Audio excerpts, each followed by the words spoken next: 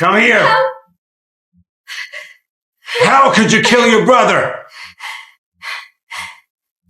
Daddy, no. All the evidence pointed to Kate doing it. James refused to accept that his 8-year-old daughter could be innocent. Kate has been in the basement all night, alone with her teddy rabbit, her only friend. Daddy, Shut up! Let's go! Go! Up!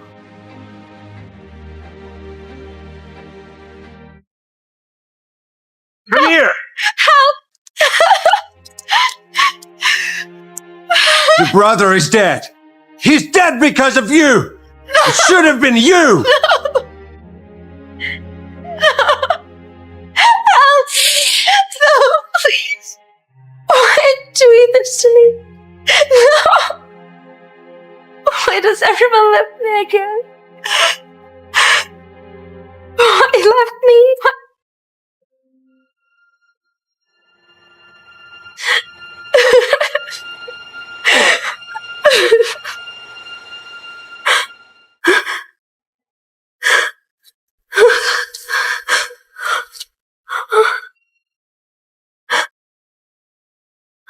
At this time, a shadowy figure told Kate to call her Uncle Albert.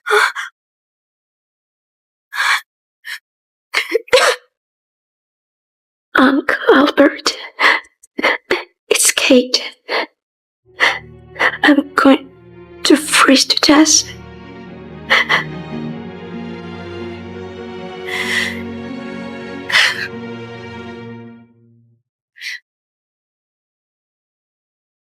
For the first time in days, Kate felt warmth, not just physically, but emotionally. Yet she was still freezing. Kate!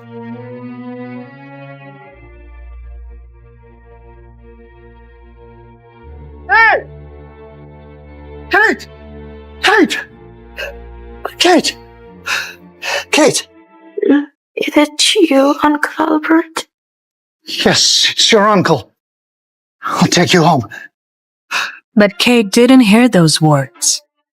No, don't fall asleep, Kate! No, hang on, Kate! No, Kate. When James heard from the guards that the Kroc family had arrived at their house, he couldn't contain his joy. He had been trying to get in touch with them for a long time. And now, one of the most powerful families in New York City had come to visit him in person. Sir? The Cooper family's saved. Get that damn girl out of the front yard. Take her to the backyard. She's done enough damage to this family. Yes, sir. The company's dying, and I need the crooks, and I won't let her embarrass me in front of the Ravens.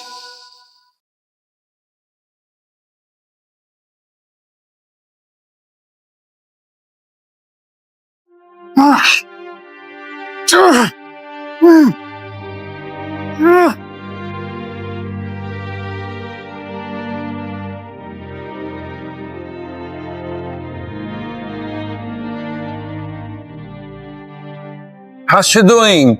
We need to get her to the hospital.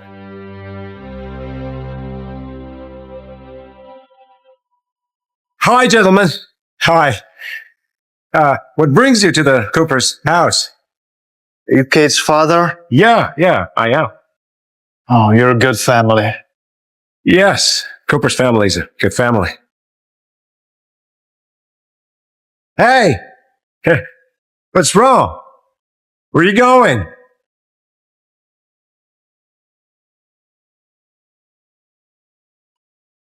Oh, come on! Yeah!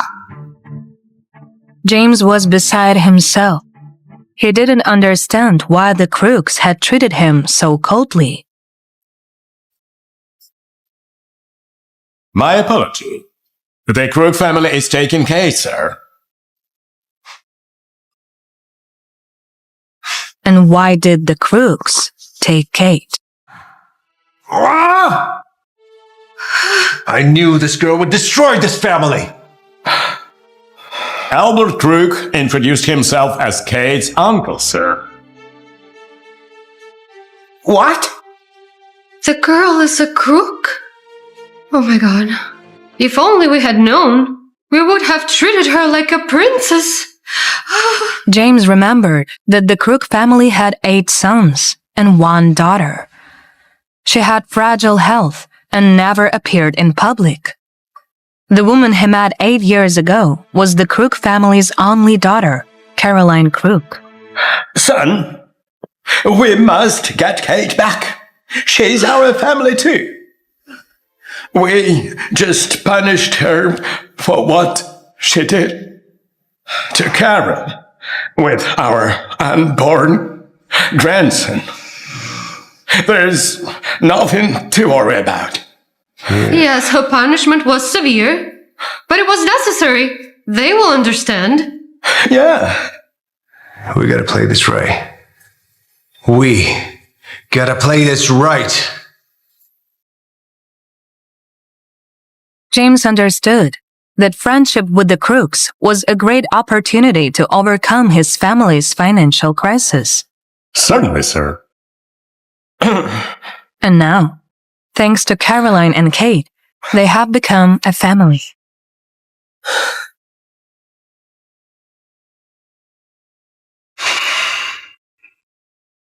Fortunately, it came to us in time. Otherwise, the frostbite and hypothermia could have been fatal. Thank you, doctor. Take care.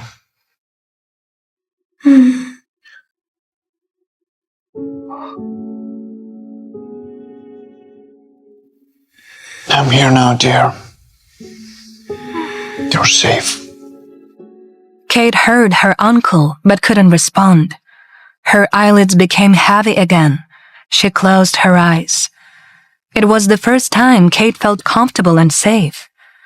Albert couldn't understand why a child who was only 8 years old had to endure such suffering. To get to the bottom of this, he called a detective friend, and within minutes, he had the complete dossier on the Cooper family at his disposal.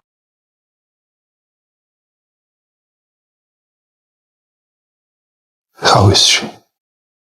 Still unconscious.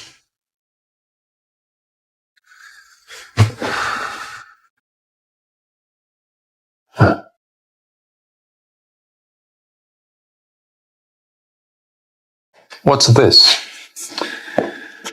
The Cooper Company has been suspected of being involved in smuggling. They're facing financial crisis, and that's why they tried to reach out to us for help. Oh, yes, really. Of course I can help him, but I'll kill him first, before we can help them. By the way, what about Caroline? Did you find her? What? Caroline passed away 2 years after Kate was born.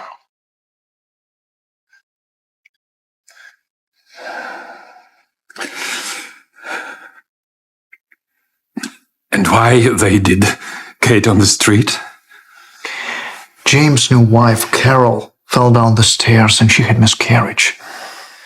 So James believed that Kate had pushed Caroline. Boss, I'm sorry. James Cook is here. He wants to see Kate.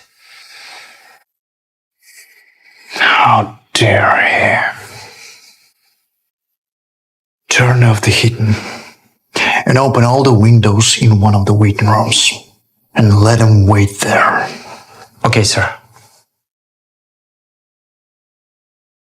This was the least Albert could do right now to punish Cooper Jr., but it certainly wouldn't be the last thing he'd do. James Cooper had been sitting in the waiting room for half an hour already. He was very cold, but did not dare to leave. James understood that all of this was a test from the Crook family, but he wouldn't let it break him. He wouldn't miss his chance for sure.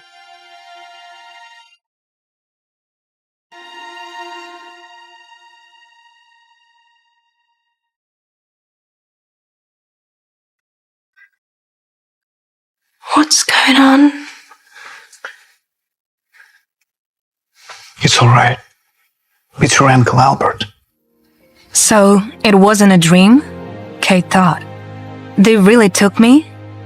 Emotions swirled inside her, but her pretty face remained expressionless. Are you my uncle? Yes. I'm your mother's brother, Albert. Do you remember calling me? Do you come to take me away? Yes, Kate, yes. We'll take you home, and no one will hurt you anymore. Could she really be safe now? Has she truly found her home? Kate didn't know if she could trust them. What if they took her home and then abandoned her like her father did? Kate's silence made the Crook brothers tense. Everyone was waiting for Albert's reaction because he was the only one with experience in raising children. What are you worried about, Kate? Do you have something to eat? Are you not going to hit me? The poor child was genuinely afraid of starving and being beaten, suggesting that the Coopers had mistreated her. Kate, you are at a good place now. Believe me. When we get you home, you will eat whatever you like. Look, they are all your uncles. They are brave and strong, and no one will hurt you anymore. And we all will protect you, Kate. We promise you that. No one else will harm you. She wanted to believe in these wonderful people, but there was still something unsettled in her heart. Uncle Albert, I didn't push Carol. It's not my fault. My father tried to make me admit it, but I didn't do it. It's not my fault. Do you believe me? Yeah, I believe you didn't do it. I believe you. Finally, she found those who love and protect her, a real family. Albert appreciated Kate's warm embrace. Though her hands were still cold, he was determined not to leave it just like that. What kind of father tortures his own child? Brother, is there a way to make the Cooper's family suffer? The simple bankruptcy won't be enough. There is 8 against 1.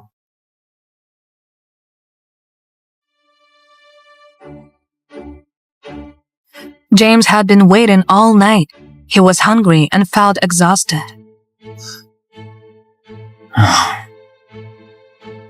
He wanted to return home, take a hot bath, and sleep in his comfortable bed. But at the same time, he didn't want to give up. He had to wait for the Crook family. Kate was his daughter, and they were her relatives. So, he was also part of the Crook family. They wouldn't leave a family member in trouble, would they? Finally. Maybe I'll get called to the Crooks after all.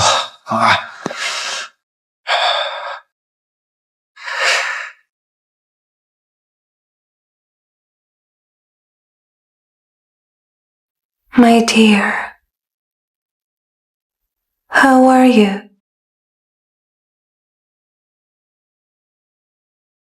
But Carol was even more worried not about her husband, but about her future. The Cooper family had fallen into an economic crisis. James has borrowed a lot of money, and Carol understood that having a child would forever tie her to James and his problems.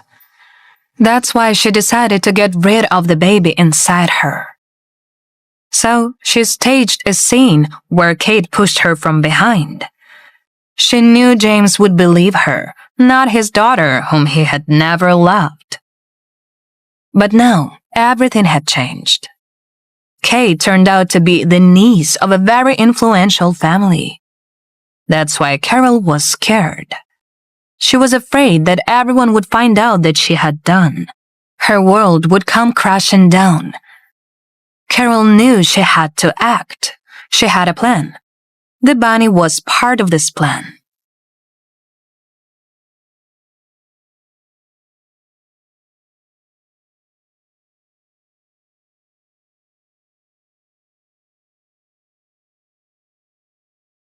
The world was empty.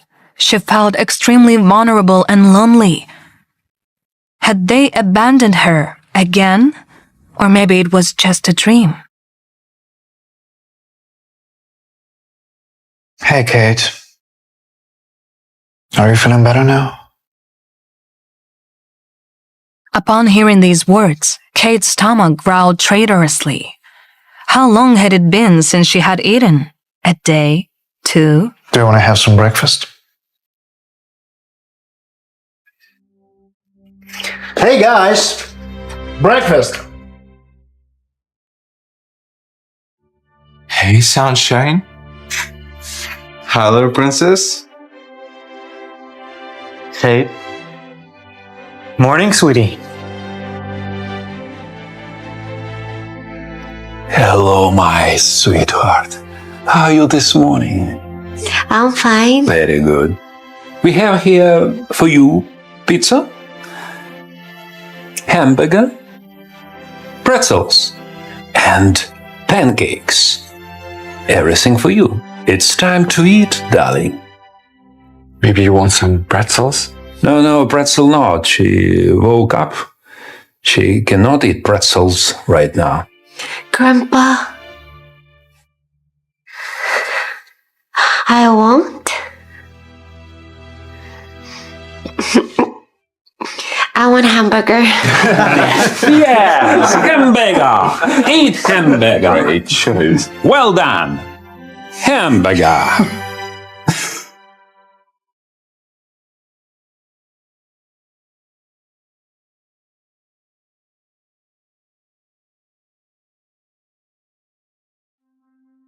Kate was nearly drifting off to sleep when suddenly she heard an unfamiliar voice. Little school backpack.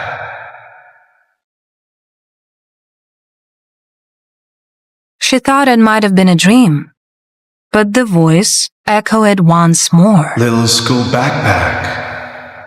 Who are you? I'm your guardian angel. I have no angel.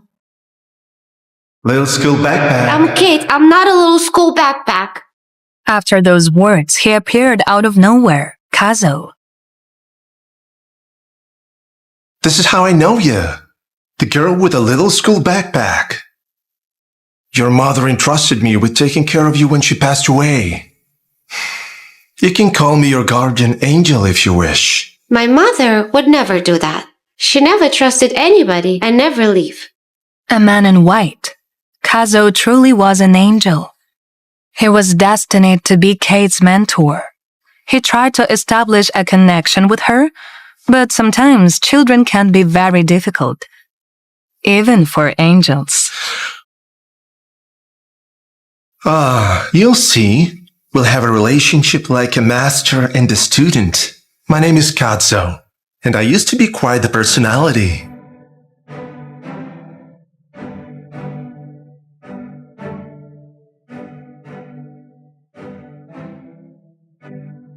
Okay, if you're my real angel, why you never helped me before? Kazo knew about everything that had happened to Kate. After her mother's death, she endured a lot of pain. Constant scolding from her father, mistreatment from her stepmother. She didn't even feel loved by her grandparents. Kate, from now on, I'll protect you. First, you need to rest well. I'll be back later. This thing is my gift. Kate felt a gentle warmth from Kazo's touch. Within minutes, she felt much better. Oh my gosh, how did you do that? Thank you, this thing is very beautiful, but I have one question. Kazo? The word was empty. Only the red thread on her wrist reminded her of the stranger's presence. In the blink of an eye, 10 days had passed. Kate's injuries had almost healed. The doctors considered it a miracle that she had recovered so quickly. But Albert sensed that something was bothering Kate. Hey. Kate, how are you? Fine. Hey, what's wrong? Uncle Albert. Where's my little bunny? Albert remembered that the bunny was there when he found Kate, but at the time, he didn't pay much attention because Kate's life was in danger. Is this bunny very important to you? We can buy another one. Yes, we can, but this bunny is the last thing that left from my mom.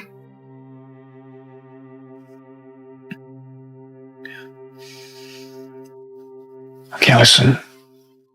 If your bunny is still there, we'll find him. Really? Yes. I'll go with you too.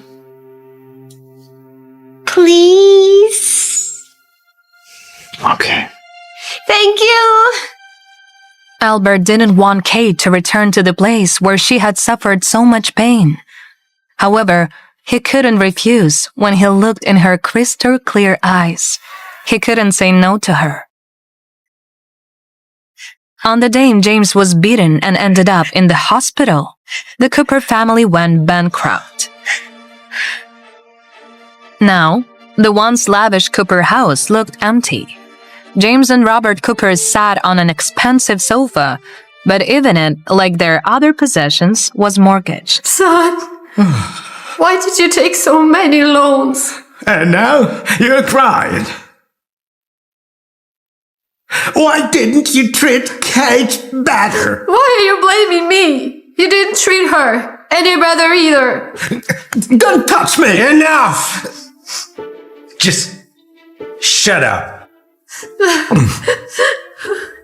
James knew that if they had all treated Kate better, none of this would have happened. The crooks could have helped them through the crisis, but it was too late. Mom, Dad, James, don't worry. Kate will be back. Come on, Carol. What makes you think so? This bunny is her most precious possession. What? It's the only thing left from her mom. No, Carol. Despite all the hurt she caused you, you not only forgave her, but also helped her. Thank you. As long as I can ease your worries, I'll be happy. So kind of you. Thank you. The Coopers didn't realize that Carol was doing this not just for them, but for herself.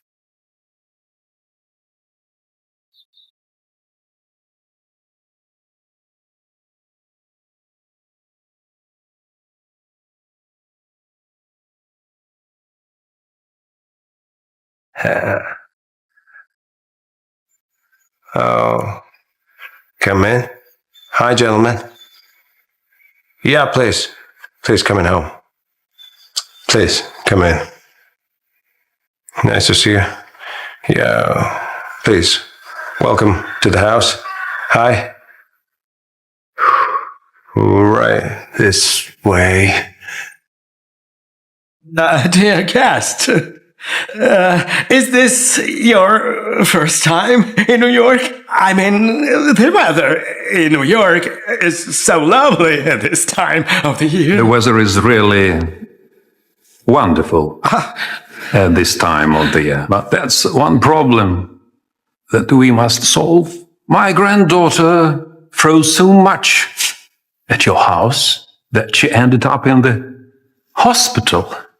That's a great problem for you guys. Well, I think you are not skilled to take care of children. Yeah. Kate, come and hug your grandma. I missed you so much. James is Kate's father. Yeah. And a child can't live without her father. I got it. Yeah. Got it. Katie. Katie, baby. I was wrong, okay? Can you forgive me? Okay, Katie. Of course you made a terrible mistake. But I still shouldn't have punished you like that. Well, I think that's enough. We are here to take Kate's bunny back as soon as possible. Katie, is it yours? Bunny!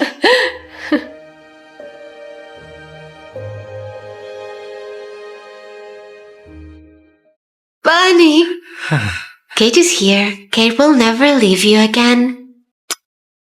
But that wasn't her only reason for visiting the Cooper's house. Kate was also looking for Eggsy, her beloved parrot. Eggsy lived in the forest near the Cooper's house, but only listened to Kate. She was afraid of all other people. Kate whispered this to her Uncle Albert. Uncle, I'll go and get Eggsy back, okay? All right.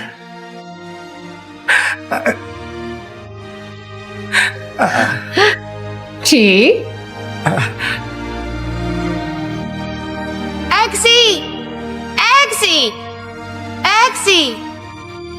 But the parrot had no intention of flying to Kate. This puzzled the girl because Eggsy always came to her when she was alone. Unless... Eggsy? Suddenly, Kate heard branches crack behind her. She quickly turned and saw her. Hi, Kate. Terror seized Kate. She wanted to call out to her Uncle Albert, but she didn't dare move. She knew all too well what would happen if she made her fake mama, Carol, angry. She felt a drop of pee sneak out from her insides and slide down her leg. She pressed her legs together tight. Carol edged closer. Kate stumbled back. She opened her mouth to scream, when Carol's hand clamped hard on her mouth. She got down into Kate's face and mouthed, "Don't you dare make a sound." She smiled cruelly when she saw tears pooling in her eyes. "Look at you cry like a baby, a snotty little disgusting crybaby," she hissed. She shook Kate like a rag doll, until Kate's wrist and head hurt. She tried to tug her arm away, but it only made her hold tighter, long fingernails digging into her skin. Carol placed a finger to her mouth, her eyes flashing in warning as she slowly removed her hand from Kate's mouth. Kate gasped. Her little leg shook so hard she almost fell over. She didn't like the crazy wild look in her fake mama's eyes. It always meant something horrible would happen to her. A memory comes to her thick and fast. They were at the dining table. Kate shoveled another spoon of the slimy food her fake mom insisted on her eating into her mouth. She tried to hold it in. She really did, before she retched, and it all thrust forth out of her mouth, splattering across the dining table and across her fake mama's face and arms. Her fake mama didn't utter a word. She merely smiled, and somehow the smile frightened Kate more before she picked the napkin and wiped the mess off her. She had a wild look in her eyes then. Later that night, Kate lay in her bed. The house is unusually quiet, when the knob to her door turned, and the door groaned open. A soft hallway light spills in like a tide across the carpet. Kate clutches her eyes shut tight and stays still. There is the sound of padded footsteps across the floor. It stops, and then a voice breathes into her ears. "Wake up, little rodent. I have a surprise for you." Kate, trembling, draws her eyes open to find a tiny steel knife wink menacingly in Carol's hand as she stood by her bed, grinning. "Little rodent, I am angry at you," her fake mama hissed at her now. Kate's stomach hurt in fear as she saw her clutching the same knife, its cold blade pressed against her throat. "You can't be thinking of living happily with your new uncles, are you? Not after killing my baby." She pressed the steel hard into her skin. Kate winced. Her lips quivered, as a drop of blood trickled down her dress to the ground. "You must pay for being naughty. You can never go with your uncles. I will not have it." They startle when they hear a sudden sound. The thick bushes rustle as a gust of wind sweeps in. Then silence again. Carol claws Kate's hair, jerking her back. Her movement hurried, eyes darting wildly. Kate bit her lips hard to keep from crying out. The more she moved, the blade sank deeper into her skin. "Now here is what I want to do. Be a little good girl and—" When suddenly the bushes part, and Albert stood there, his eyes wide. Kate reaches her hand out to her uncle. Carol swings fast. Albert moves forward to stop her, but it is too late. Kate looks down at the hot, sticky thing now covering her whole dress, pooling in the ground. Blood. Her legs give out under her, but Carol hauls her up and staggers back. Kate noticed Uncle Albert stood too still, white in his face. His voice falters when he speaks. Please, we'll give you anything you want. He swallows hard. Just let her go. Before I do though, how about I play a little with her, our favorite game? She raises her knife again. Albert moves. Kate closes her eyes waiting for the burning pain, but it never comes. The wind picks up suddenly. Carol screams an ear-splitting scream. Uncle Albert, stunned, points to her hand. Kate looks down to find the red thread glow. The ground trembles under her feet. Nothing could have prepared them for what happens next.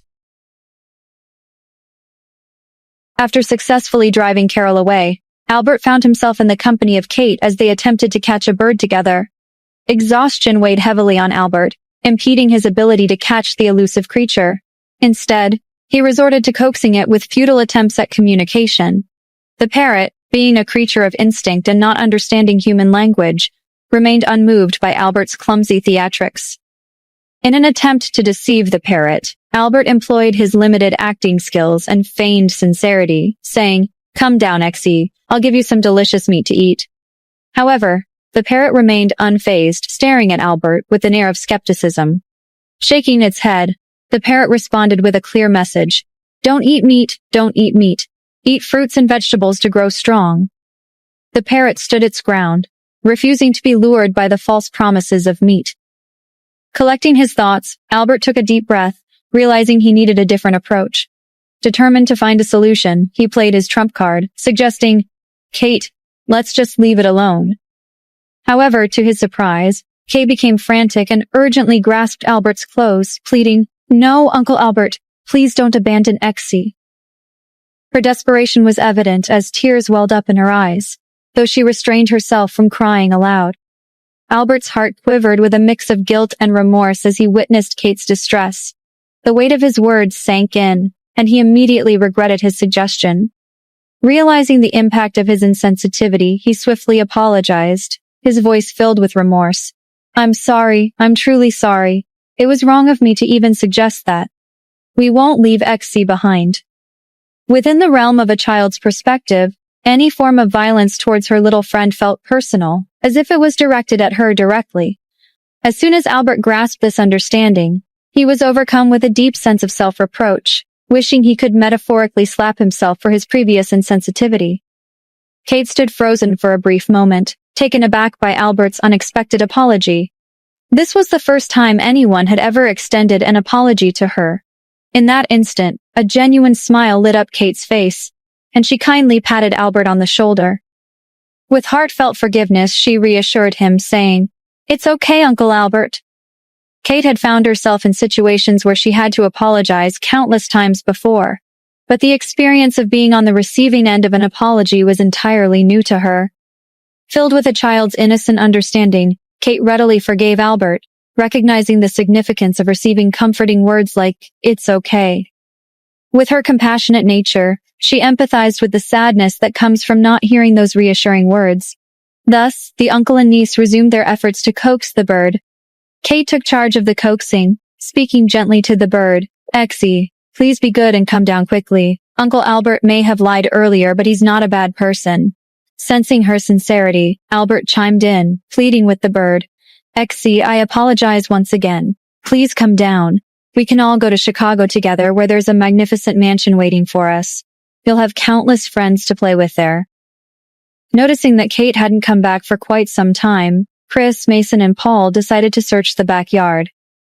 As they put the pieces together, they finally realized that it was the parrot that Kate insisted on going back to Cooper's house.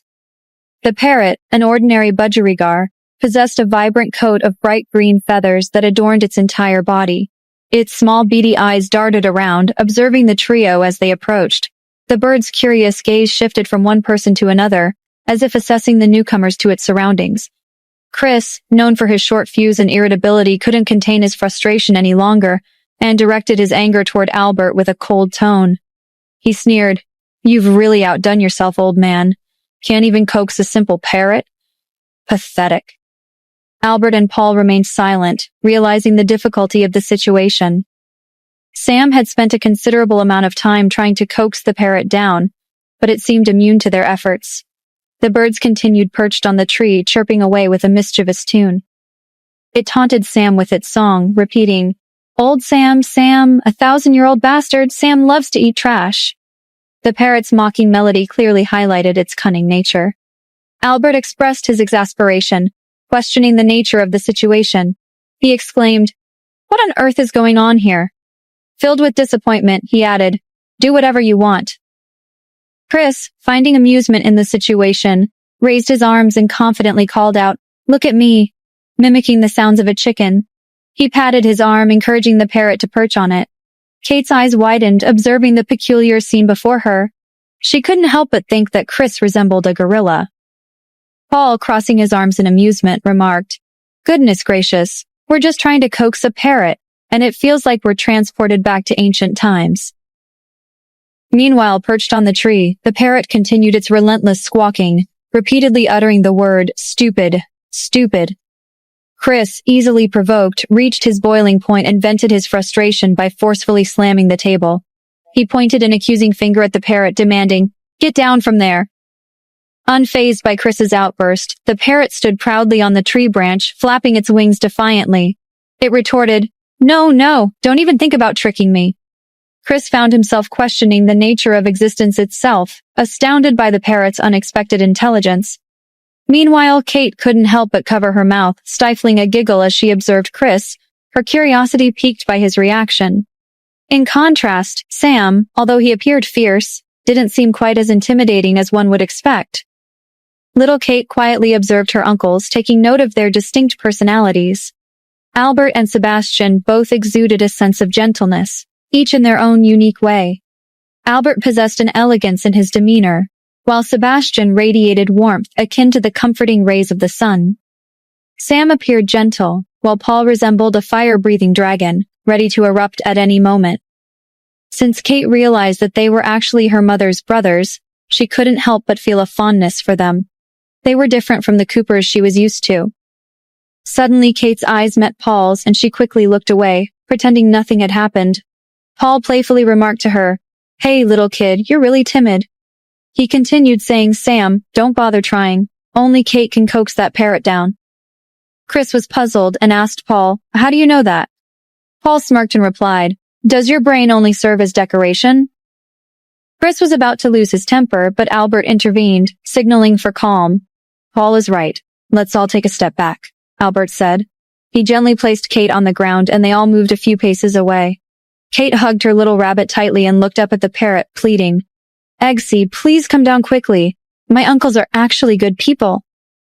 Paul and the others watched the adorable scene with fondness. Little Kate enthusiastically waved her tiny hands, using her cutest and most endearing coaxing techniques. The onlookers couldn't help but be amazed by her adorable display.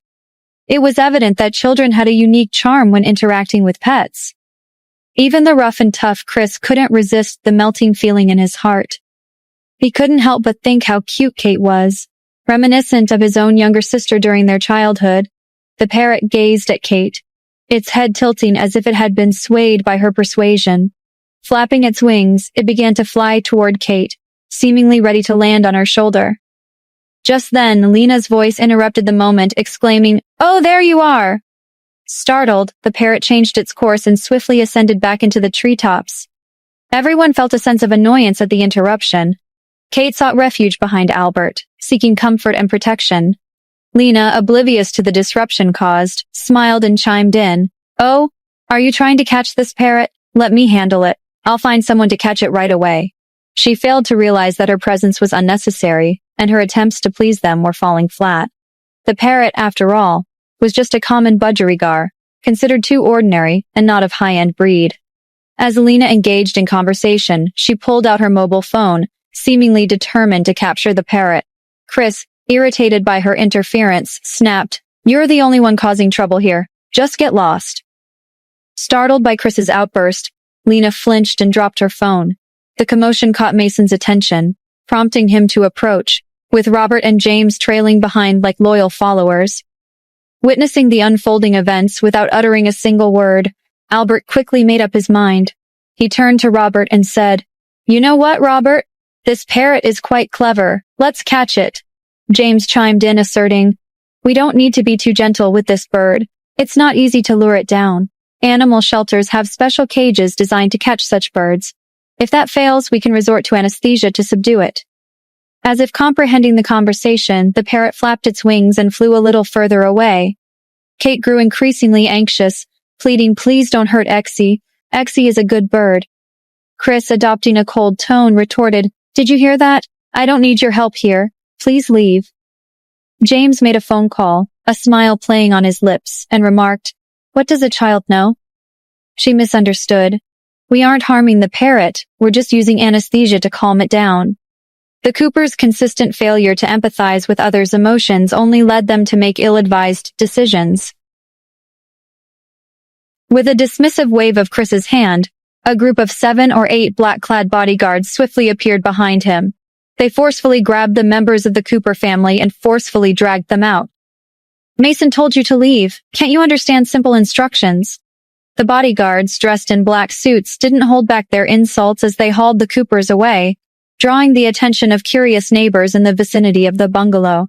Some pretended to leisurely sip their tea in the yard, while others put on a show of walking their dogs, all secretly relishing the Coopers' humiliation.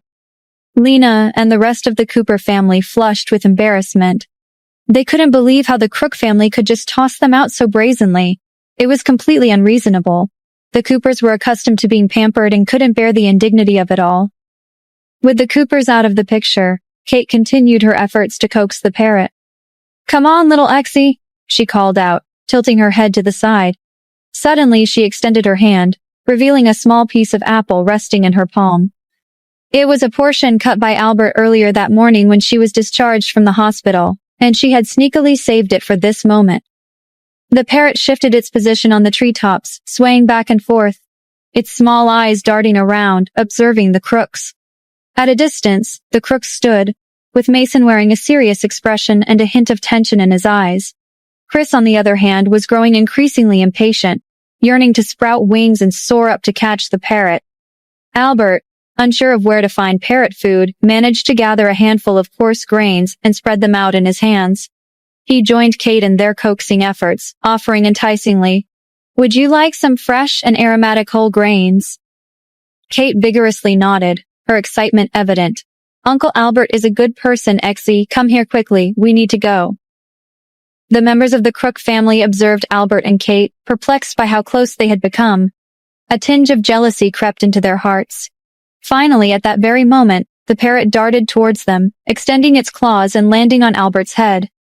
Kate burst into laughter, surprising everyone in the Crook family who gazed at her in disbelief. From the very beginning, Kate had been like a little robot, devoid of any emotions in her voice. Throughout her 10-day recovery, she hadn't displayed a single smile on her delicate face. She remained cautious and well-behaved, evoking a sense of pity in others. Now, as she finally laughed, Mason's eyes welled up with warmth once more. He felt the weight of his years, and a surge of emotions overwhelmed him. At that moment, he couldn't help but want to shed tears. Seeing Kate's smile, the parrot seemed to grow even more confident, extending its wings and fluttering them. Witnessing Kate's happiness, Albert's frustrations melted away completely.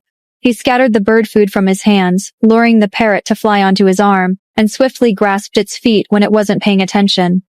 The parrot immediately squawked, "Help! Help! Don't cook me! Don't cook me!" Let's just say that parrot had an incredible ability to make noise. Eventually, they managed to attach a temporary anklet to the parrot and successfully chased away the Cooper family. Kay gently caressed the little parrot, leaning in close to its ear and speaking with a comforting voice that only they could hear.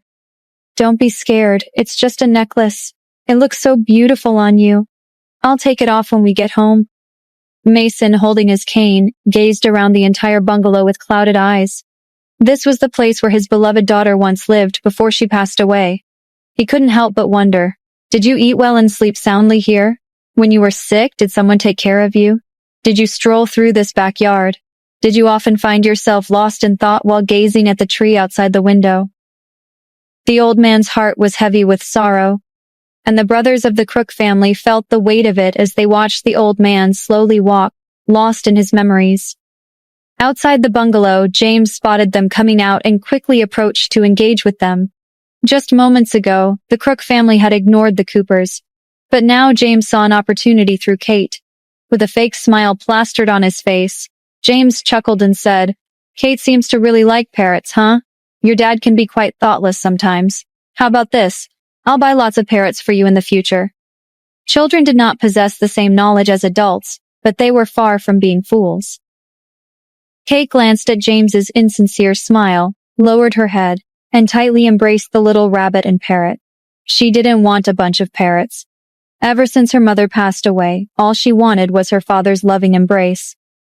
But her selfish father never showed any care towards her and treated her poorly, as if she wasn't even his own child. Kate used to believe that she was the little disaster her grandma always spoke of, thinking that no one would ever like her. However, during her time in the hospital, her grandfather and uncles had been incredibly kind to her. They said many comforting words, assuring her that it wasn't her fault. Kate no longer desired her father's presence in her life. Kate summoned all her courage, clenched her teeth and blurted out, "I don't want it! I don't want that stupid parrot my dad got, and I don't want him either." James was caught off guard by her bold statement, his face registering surprise. Robert and Lena exchanged concerned glances, their brows furrowed. They couldn't believe that Kate would so quickly abandon the Coopers as soon as she saw the wealth of the Crook family. Struggling to maintain composure, James sternly addressed Kate, his voice filled with restrained frustration. "Kate!" Lena let out a sigh, feeling torn between empathy and the need to correct Kate's words. "Oh, Kate, your dad may be a bit strict sometimes, but you can't say things like that. Every child needs their father." Robert, trying to lighten the mood, chuckled and spoke kindly to Kate. "Haha, you're just a kid after all. Come with us to your grandparents. Let's have a meal together. We'll take good care of you." James, meanwhile, ignored Kate's words and attempted to reassure the Crooks that he had always loved Carolina and Kate. Chris's explosive temper erupted once again, overpowering any attempts at restraint. He clenched his fingers into a vice grip and forcefully seized James by the collar, slamming him forcefully against the gate of the mansion. With a menacing tone, Chris spat out, "I told you to stay away, didn't I? Can't you understand a simple request? Or do I need to teach you another lesson?" In response to the escalating violence, Albert swiftly intervened, carrying Kate in his arms and swiftly moving away from the chaotic scene. "Let's wait for them in the car," he murmured to Kate, seeking to protect her from the turmoil. None of the members of the Crook family made any move to stop the altercation. In fact, if it weren't for Kate and the parrot that had brought them all together, they might have taken matters into their own hands long before. James and Chris found themselves locked in a fierce and brutal altercation, unleashing a flurry of punches and strikes. The sound of their blows reverberated through the air as Robert and Lena stood frozen in fear, unable to tear their eyes away from the horrifying scene unfolding before them. Chris, accustomed to the rough and tough environment of a construction site, discarded any semblance of manners as he gave James the beating of his lifetime, repeatedly slamming him against the wall with unyielding force. Lena's voice trembled with anxiety as she pleaded, "Please, let's talk it out. We're all family here." Robert joined in, attempting to calm the tense situation. "Let's try to calm down, please." Chris's gaze bore into them fiercely as he issued a warning. "Normally, I don't lay a hand on women and the elderly, but under certain circumstances, I can make an exception. If you push me any further, I won't hesitate to show you what I'm capable of." Finally, with a powerful thrust, Chris forcefully slammed James against the unyielding stone wall, rendering him incapacitated and effectively stripping him of his title as a father. The bystanders watching the scene unfold from a distance felt a chill run down their spines. Chris turned his back and left, his message crystal clear. Anyone who dared to harm his family would face consequences, no matter the distance or severity. For such individuals, even death would be a lenient punishment. Robert and Lena trembled in fear, shrinking back as they dared not make a sound. Witnessing the Crook family members retreat to their car and drive away, they couldn't help but burst into tears. Filled with panic, both Lena and Robert frantically searched for their phones, intending to call for help and arrange medical assistance for James. Lena and Robert didn't know what to do when a group of people rushed in from outside. It turned out that they were from the collection company, and they surrounded the Cooper family one after another. "What are you doing?" Lena asked in a hurry. Robert asked them to stop and started screaming. "Do you know who we are? We are the relatives of the Crook family of Chicago."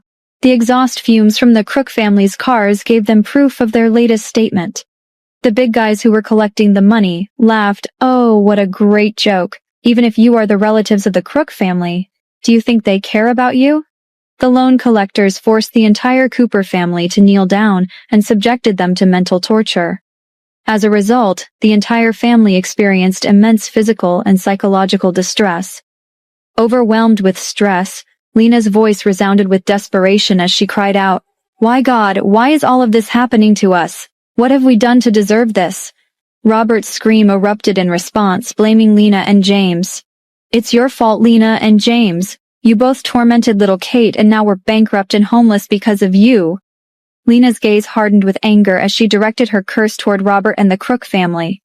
Once a family was known for their happiness and wealth, the Coopers were now subjected to the utmost humiliation in front of a crowd, leading them to suffer a severe mental breakdown. Their descent reached its pinnacle as the bungalow was emptied, and all their belongings were callously thrown out. Simultaneously, Carol, having received a lesson from Albert, was forcefully evicted. This sudden turn of events plunged the entire family into a state of panic. As onlookers eagerly observed, the neighbors couldn't resist whispering about the peculiar Coopers who had been their longtime neighbors, now abruptly cast out in such a manner. Amidst hushed voices, one individual persisted in their secretive conversation, sharing a startling revelation. "You don't know, do you? That little girl from the Cooper family is the granddaughter of the Crook family in Chicago." The other one replied, "What? That skinny little one, the one whose mother died when she was 2 years old?" Another person continued, "Damn it, the Cooper family has to regret it to death. They deserve it too. Once on a hot day I saw that child standing outside in the sun for punishment. I said a few words and was scolded by the old lady of the Cooper family." Someone from the crowd reacted, "Ha, doesn't that old woman always say that her granddaughter is a curse on their family? I am so happy that they finally got their karma and God finally played fair to the poor child." Everyone gloated and watched the fun, and there was nothing but regret on the faces of all the Coopers. Everyone knew that the Cooper family deserved this because they always treated the poor kid badly, and never showed any love or care toward her. James incessantly coughed, expelling snow foam from his mouth, while a persistent buzzing filled his ears. Concerned, Carol burst into tears and anxiously inquired, "My dear, how are you feeling? I'm deeply worried about you." Lena vented her anger on Carol, lashing out, "Why are you shedding such hypocritical tears? Why did you arrive so late? Why am I the only one who sees you now?" Overwhelmed with emotion, Carol's heart constricted as she sobbed. "I encountered Kate just a while ago and I pleaded with her to forgive her grandparents due to their advanced age, but she adamantly refused. Lena hated it so much that she blamed Kate for all the humiliation today. At least they raised the damn girl for more than 8 years, right? But she didn't know how to be grateful at all. She was just like her dead mother, who was never grateful for the care Cooper showed to her." Lena continued to curse and said, "This little bastard is the reason for her mother's death, and the single person behind her father's bankruptcy. She is the reason behind all the despair the family has suffered in recent days and will suffer in the future. This girl is just a little disaster, and a burden on Cooper's family." Lena just wished Kate to persuade the Crooks to help the Coopers, but she was sure that Kate won't agree to help them. Lena had nowhere to vent her grievances, so she could only curse secretly, and she cursed that everyone single of the Crooks would have their luck disappear. In the car, Albert tapped his fingers on the screen and sent out a message. "Get rid of the Coopers."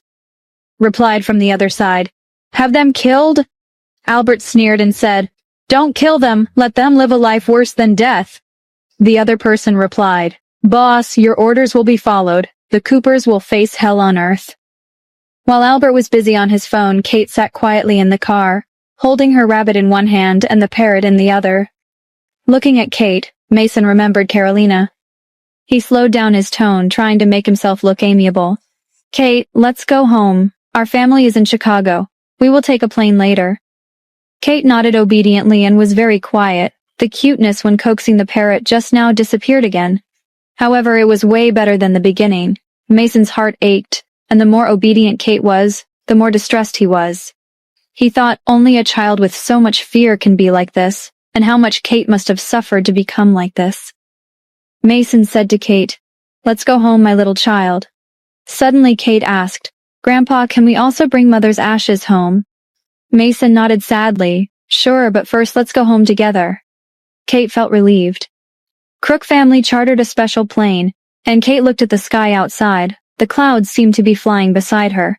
She probed to look carefully, then put down the rabbit and folded her little hands, lying on the window of the plane to look out. Antonio Crook, one of the Crook brothers, smiled warmly and said, "What are you looking at?" Kate turned her head and asked, "Uncle Antonio, are we in the sky now?" Antonio nodded. Yes, Crooks didn't know that the poor kid had never been on the plane before. Kate suddenly asked, "Then is my mother here?" Antonio and Albert, who were sitting close, were stunned. "What?" Kate lowered her eyes, looked at the sky outside silently, and said in a low voice, "People earlier said that Mommy died and went to the sky. Then we can see Mommy later, right?" Kate turned her back and looked out the window, tears welling in her eyes. Deep down she understood that the notion of going to heaven after death was a lie told to children. She knew that her mother was not in the sky, but she still couldn't help looking forward to it.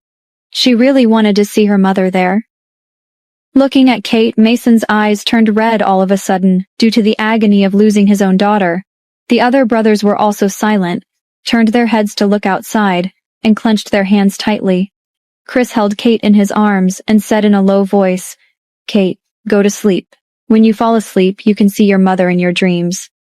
Kate hummed, nestled in Chris's arms, and tears fell quietly. She knew that her uncle was lying as she never saw her mother in her dreams. Kate fell asleep unknowingly, but the red string on her wrist was emitting a faint light that was visible to no one except the person who was looking carefully at it. In the dream, Kate felt the warmth all over his body again, as if the sun was shining on her body. Her body was light, and she felt like she was about to fly. There were cotton candy like white clouds surrounding her. Kate carefully reached out and picked a little bit into her mouth, and her eyes lit up. She found it sweet too. At this time, a gentle and familiar voice came from behind her. "Kate." Kate's eyes widened, and she immediately turned around to look, only to see her mother standing not far behind her, looking at her with tears in her eyes. She said, "Mother." She rushed over fiercely and was hugged tightly by her mother. Carolina gently touched her little head and said in a low voice, "Kate, you are such a good girl. Your grandpa and uncles will be your family from now on. Please be happy, okay?" Kate shed tears and said obediently, "I will, Mommy." Carolina said again, "Also, Grandma is not in good health. Can Kate be good to Grandma for Mommy?" Kate choked with tears and nodded. She said, "I will take good care of Grandma. I promise you, Mommy." Carolina smiled and wanted to say something, but her body glowed slightly and gradually became transparent. "Kate, Mommy loves you and will always love you." The sleeping Kate called her mother. Her little face was covered with tears. At this time, Mason and the brothers from the Crook family surrounded Kate. Seeing the little girl falling asleep and remembering her mother in her sleep, they couldn't help but have red, teary eyes filled with anger and grief. What they couldn't see was that there was another person beside Kate. Keizo. Keizo touched Kate's forehead and touched the red string on her wrist. After a while, a slight smile appeared on Kate's face. The master disappeared. The plane landed at Chicago International Airport. Seeing that Kate was still asleep, Mason gave her a caring look, while Albert picked up Kate and Mason walked out. Albert was afraid of waking Kate up so as not to disturb her from her deep sleep. He maintained his posture and walked with his curved back. At this moment, the parrot wearing an anklet swayed and yelled, "Stealing a child! Stealing a child!"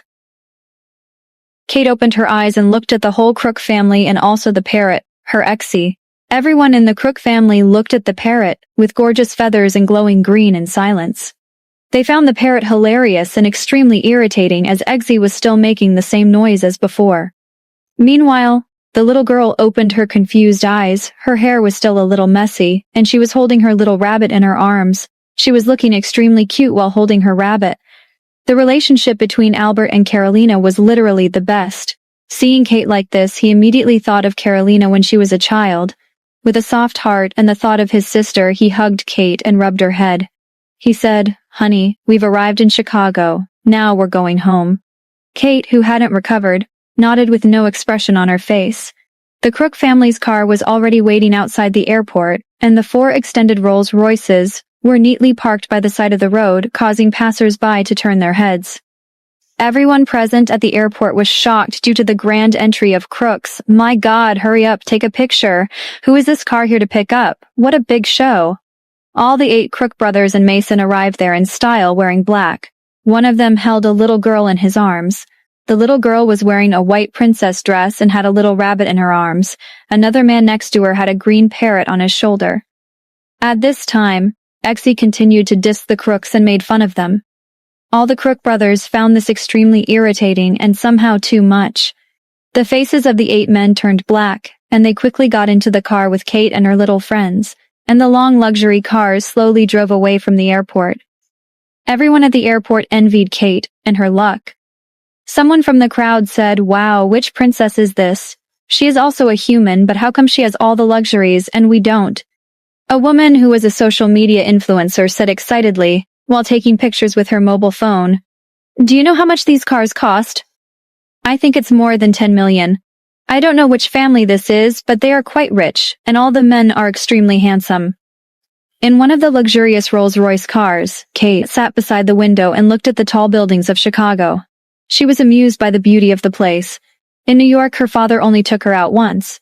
At that time as well, she saw many tall buildings, but none of them were as tall as the one in front of her eyes. Kate turned her head, approached Albert, and asked, "Uncle, is this Mommy's Princess Castle?" Albert nodded while agreeing. He said, "Well, this is Kate's Mommy's Princess Castle. Once Albert and his brothers also wanted to buy an island and build an exclusive castle for their baby sister, but now there was no chance of doing that for Caroline." Albert looked at Kate deeply, feeling that the pain in his heart had eased a little. The cars soon arrived at the Crook mansion.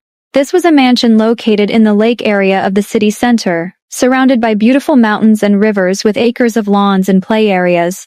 Even though Kate was a very sensible and mature kid despite being 8 years old, the mansion in front of her made her excited. She started jumping in the car due to her excitement, as the mansion in front of her actually looked like a castle straight out of a Disney movie. She asked Albert, "Is this where Mommy grew up?" Albert nodded in agreement. All the Crook brothers, Mason and little Kate, were welcomed by the staff, and Mason introduced Kate as the little daughter of the Crook family. Mason announced, "Kate will now be called Kate Crook." Albert nodded, "Yes." While the Crook family was all excited about Kate's welcome, the Cooper family was miserable. The financial ruin of the Cooper family was absolute, causing a ripple effect that led to the collapse of other affiliated businesses. The boss found himself utterly destitute, unable to afford even a modest dwelling. Their funds were immediately frozen, leaving them with no choice but to seek refuge beneath an underpass. Enduring the agony of humiliation, they endured this dire circumstance for 3 consecutive days, until finally making their way back to their rural residence. James, burdened by severe injuries, struggled through the ordeal, feeling half incapacitated and sensing that he had only a single breath remaining. After returning to his hometown in the countryside, he found his house was dilapidated. He used to look down on the countryside and was too lazy to repair it, but now he had retribution on himself. James laid miserably. The more he thought about it, the more he regretted it. The more he regretted it, the more unwilling he was to admit what he had done. But now he couldn't do anything. In the past, Robert became disabled. He was tortured by the loan sharks to the point of going crazy. Carol said, "James, get up and have some soup." While she brought a bowl of clear chicken soup, her eyes flickered slightly. She added a spoonful of rat poison to this bowl of soup.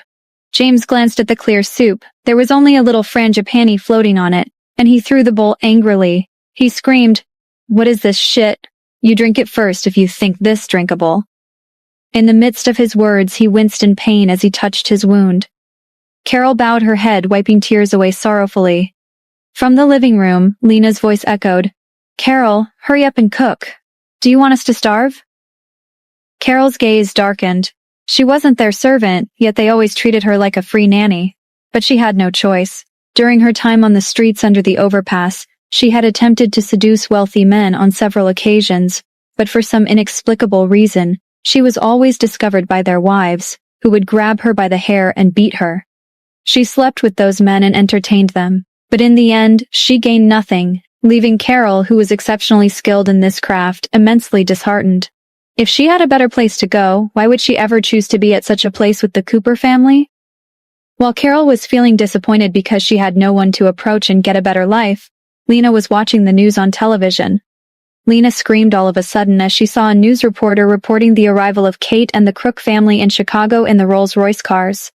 The whole of Chicago was envious of the little princess and was wondering who Kate was. Suddenly, Lena was struck by a heart attack, gasping for breath. She cried out, "This is preposterous. She's out there having a good time, completely forgetting about her own grandparents.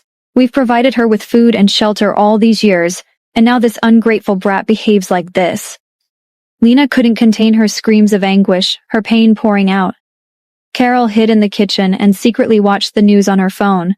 She heard, 8 handsome men with imposing appearances all wore masks and lowered their heads, and there were security guards around to open the way. The most eye-catching thing is Kate, who is being hugged. It is simply lovely. It can be described as using the stars to hold the moon. Carol stared at the 4 luxury cars, feeling more and more jealous and unbalanced. However, after fighting for 2 years, she finally got the position of Lena, but now she has ended up like this. And the woman she thought was a beggar was actually the daughter of the Crook family. If she had known this, she should have pretended to be Carolina's best friend. The more Carol thought about it, the more she regretted it. And the more she thought about it, the more unbalanced she became, and she couldn't even bear the news of Kate suddenly living a royal life. She took out her mobile phone and her fingers almost smashed the screen. She wrote, "The little daughter of the Crook family has a vicious mind, and because of jealousy, she pushed her stepmother downstairs to have a miscarriage. The stepmother regained her life with 2 hemorrhages, but the culprit returned to Chicago with high-profile 4 luxury cars." Carol didn't dare to break the news to the big media, and only dared to forward it to various gossip groups. She was ready to spread the news. Just after releasing the news, she suddenly heard someone outside say, "The police are here." She was so frightened that her hands shook and her phone dropped to the ground. Lena rushed into the kitchen and said anxiously, "Quick, the police are here, take James away." Carol was pushed to James's room. James panicked to death.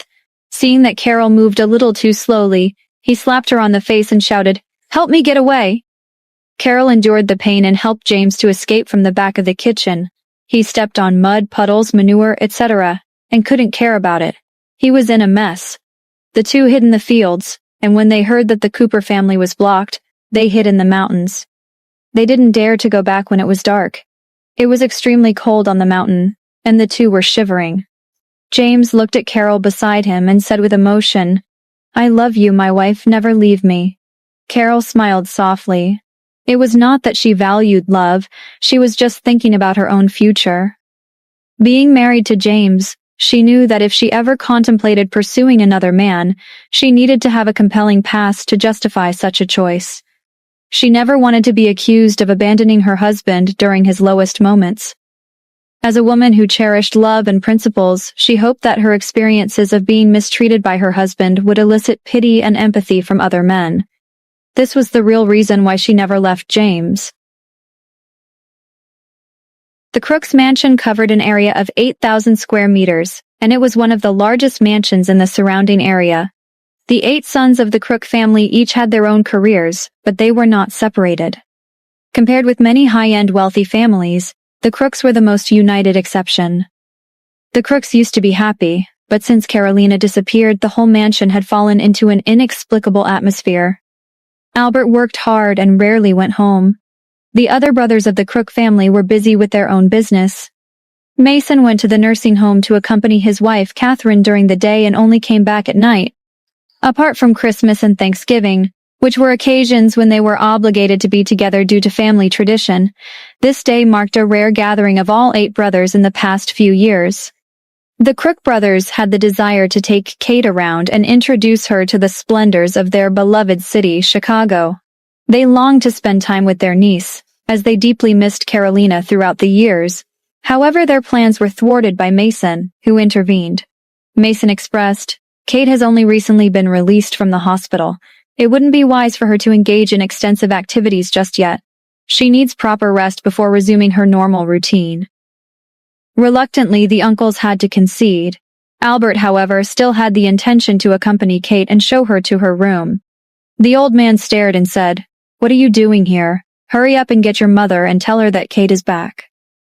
Albert nodded in agreement.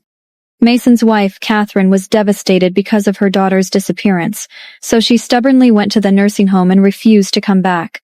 In the past 2 years, she had been bedridden. She was in no mood to do anything, and she was getting more and more haggard. Albert went to inform her about Kate's arrival. There was nothing else than this that could have forced them to return to the Crook's mansion. When Albert left, Mason was excited to take Kate to her room, so he asked Kate to accompany him and said, "Come on, Kate. Grandpa will show you the room." Mason took Kate upstairs and showed her the room. He asked Kate, "This is your room, do you like it?" The room was decorated in pink and white. This was the dreamy color that little girls liked the most. The bed was made into a small castle, and there was a small staircase to reach the top of the castle, fulfilling the child's princess dream. There was a slide next to the castle, a small sofa in front, and a relatively short but super wide vanity mirror. There were several rows of jewelry racks on the dressing table, all kinds of bows, hair ties, and flower clips.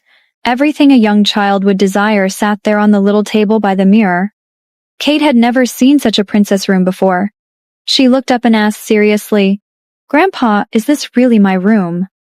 When she was at her father's house, the room she lived in was only as big as the bed in front of her. Lena said that she cannot be allowed to live in a room that is too good because her bad luck will affect the family at home. Every time Mason heard Kate calling him Grandpa, he felt better and he laughed and said, "Of course. Although this princess room is not the largest, it is not bad either." "Do you like it?" Chris asked beside him. Kate nodded heavily and said obediently, "Thank you, Grandpa. Thank you, little uncle." Mason observed Kate with a hidden sigh. The young girl remained wary as if she were a small creature thrust into an unfamiliar world, cautiously navigating her way through life. When would they see her freely embrace her childlike innocence without hesitation? Chris affectionately ruffled her hair and said, "You're welcome, Kate. Your cousins will come to play with you when they come back from school." Kate responded skeptically. "Cousins?" Chris clarified. Yes, some of your uncles have kids, which means you have a few cousins." He continued, "In the Crook family, only the eldest, Albert, and the second eldest, Harry, are married. Albert has 2 boys, one in the 9th grade and the other in the 10th grade. Harry has a boy and a girl. The boy is in the 9th grade and the girl is in the top class of middle school." Chris deeply felt that since they were all children, they would definitely be able to play together. Kate was too lonely at the Coopers. Her little friends were only her parrot and her little rabbit, and she very much needed children of the same age to grow up with. Kate nodded sensibly, although she didn't say much. There was a hint of anticipation in her eyes. She had no friends. Her parents didn't allow her to run around, and her grandparents didn't like to take her out for a walk.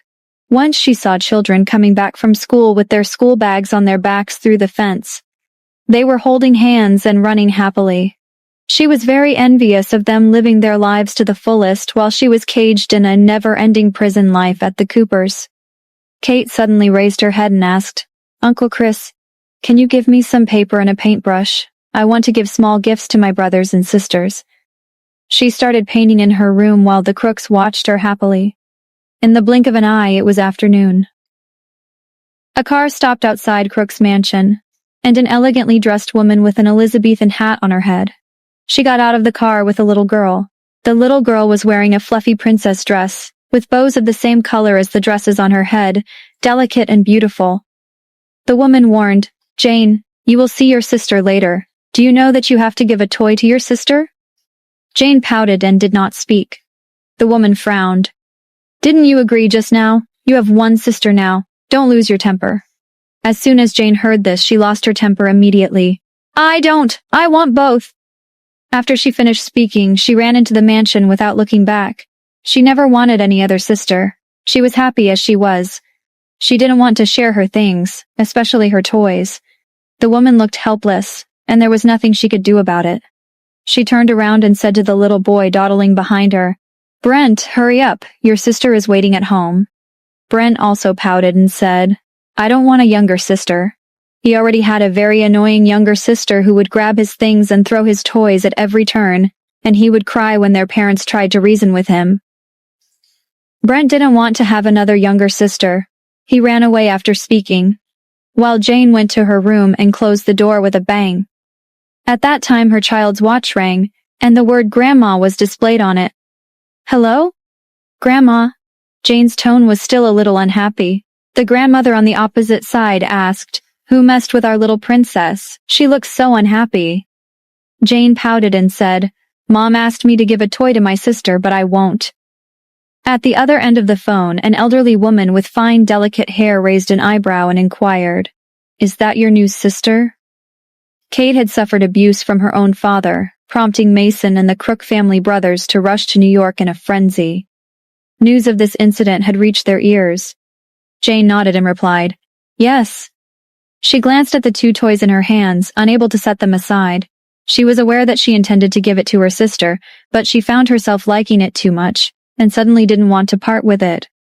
However, the grandmother on the other end of the phone reminded her, "Jane, you are no longer the only little princess now that you have a new sister. Your grandfather, uncles, and aunt will always treat you well in the future." Jane was young and immediately retorted, "Grandma, you are talking nonsense." She thought to herself, "Why is Grandma talking nonsense?" The old lady replied, "You used to be the only girl in the family, but now there is one more girl. Don't you think you should give her all the toys now?" Jane was out of breath, cried, and hung up the phone. She grabbed the showpiece and slammed it on the ground, shaking it wildly. She said to herself, "If I don't give it to her, she won't have it." Kate mustered up her courage and entered Jane's room, where she had been waiting for a long time. However, as soon as Jane returned home and entered her room, Kate realized that her sister had quickly retreated back inside, leaving Kate feeling disappointed. With her heart filled with anticipation, Kate approached her sister, clutching a painting she had created herself. The artwork showcased a vibrant rainbow and children joyfully holding hands. "Jane?" Kate's voice trembled as she called out to her sister. In response, Jane forcefully swung the door open and hurled a broken showpiece at Kate, shouting, "Get out! Leave me alone!"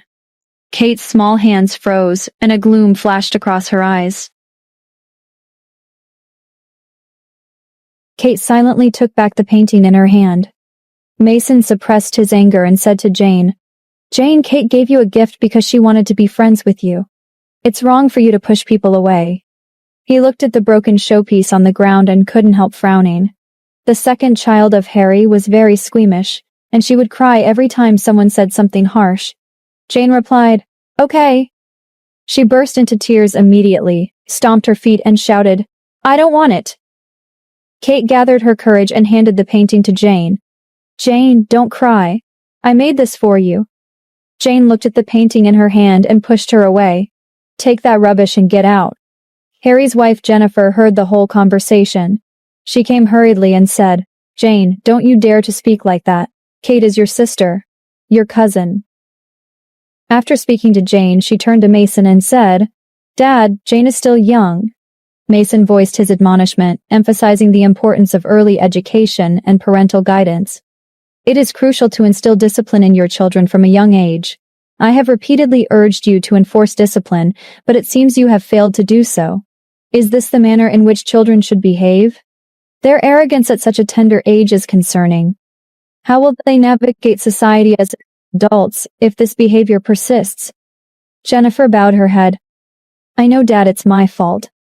I am sorry, and I will take care from now on that Jane behaves nicely with little Kate." In a fit of anger, Mason forcefully escorted Kate away, leaving Jane behind. Witnessing her grandfather's disregard and departure, Jane's cries intensified. She scattered her belongings on the table. Jennifer felt a deep unease within her, believing that the elderly man's words were overly harsh. She believed that she had the right to raise her children according to her own methods, and resented being dictated to by her in-laws. Just because the person scolding her child was her child's grandfather did not give him the right to speak to her daughter-in-law in such a harsh manner. Jennifer said to herself, I respect both my in-laws, but this doesn't mean they can treat me like this. There is no way that they can get a better daughter-in-law than me. I always take care of them and buy them goodies at our family gathering, so how come father screamed at me like that? She persisted. Jane is the youngest daughter of the Crooks, and she'll be able to live comfortably without having to work in the future. Why should she worry about surviving in society at such a young age? Wouldn't it be better for her to enjoy a happy life instead? Jennifer walked into the room and persuaded Jane in a good voice. Okay, Jane. Baby, don't cry. Jane cried even harder and said, I won't. I won't. Jennifer replied, okay. In the meantime, Mason escorted Kate back to her room. As soon as the parrot spotted Kate's return, it flapped its wings in an attempt to fly over, but was restrained by its ankle chain. Kate consoled the parrot, saying, Good boy, little Exie, I'll let you out once Uncle prepares a suitable space for you. Since Kate's room was arranged while she was in the hospital, the uncles were unaware that she still had a parrot. The house was not specifically designed to accommodate birds, and many things posed a danger to the parrot. For instance, Exie was accustomed to being in the wild, and if kept indoors, it could collide with the glass.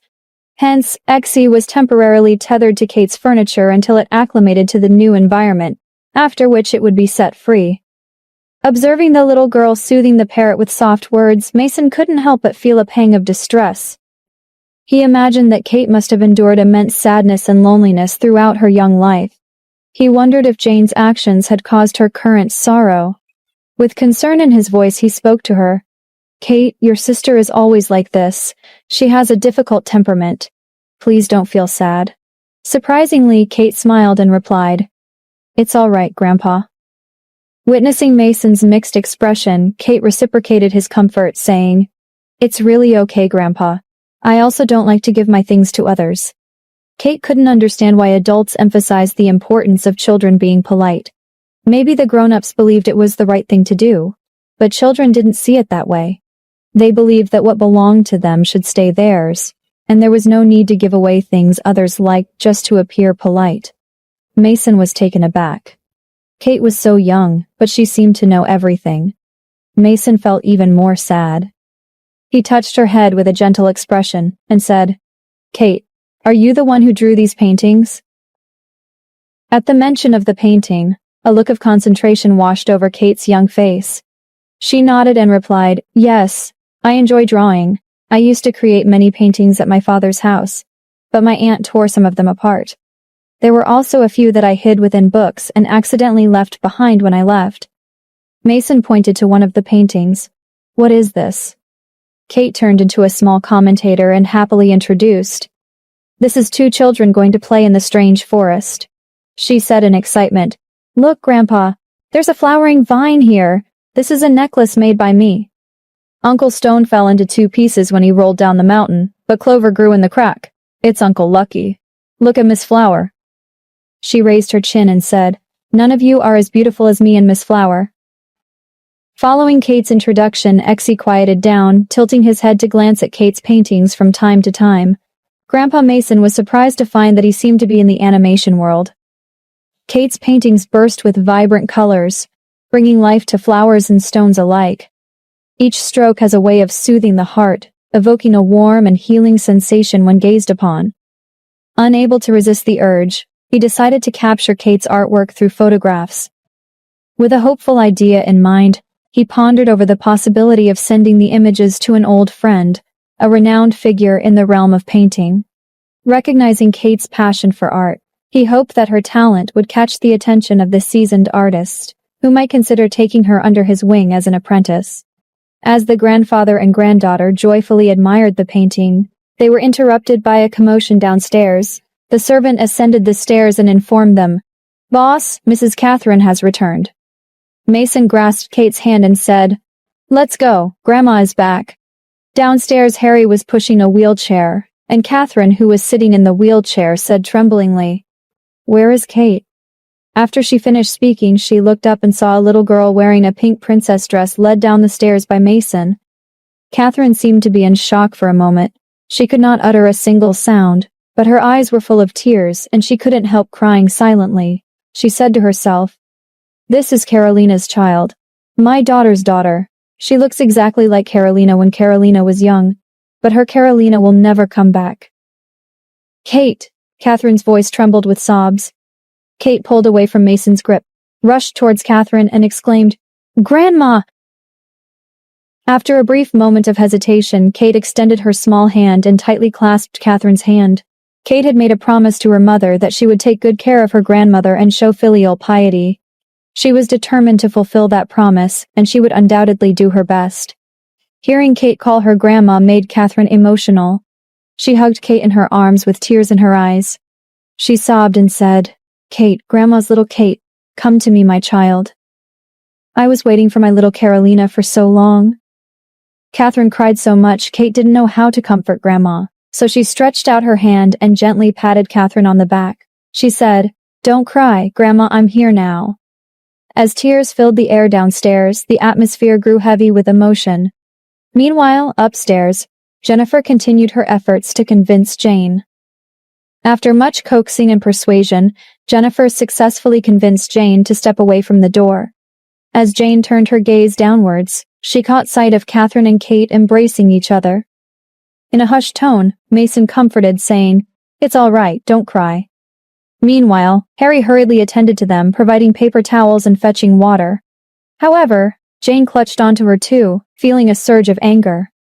Why had her beloved grandma transformed into someone who didn't even notice her? Jane said to herself, "This idiot is stealing my toys and even my grandparents. She doesn't know what's not hers. Hopefully she doesn't steal my parents." Jane lost her temper again, turned her head and ran upstairs to the second floor. She passed by Kate's room and heard a rattling sound of a creature who was surely not a human.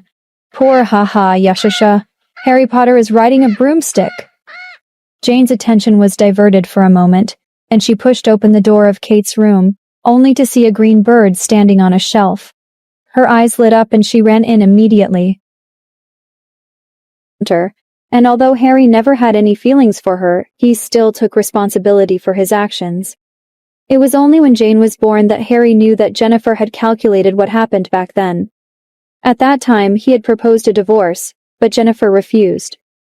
Jennifer's mother had been urging him not to divorce on the grounds of the two children, and that was when Carolina disappeared, and the Crook family was exhausted looking for Carolina. So the matter dragged on. At that moment, Jennifer felt a profound sense of heartache. She questioned herself, wondering what she had done wrong. Was it a mistake to love and protect her children?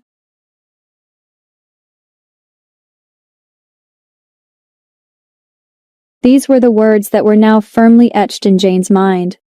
The revealing Carol was very clever not to go to the big media, but spread it in the form of gossip. And Jane was sent flying with a sudden slap. Jane fell to the ground, only felt the burning pain on her face, and burst into tears immediately. All this? Albert sneered. Didn't you say that Jane can't beat people? Then what are you afraid of? Jennifer didn't have anything to say, so she remained silent. The curtain was quickly set up, and what happened in the small garden just now was revealed without any concealment. A doorman came in a hurry, ready to look for the housekeeper, but Jennifer immediately stopped him. What happened?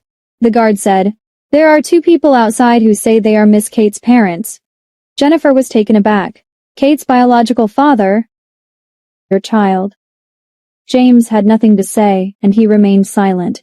He was a little annoyed in his heart, feeling that Kate was too uncooperative.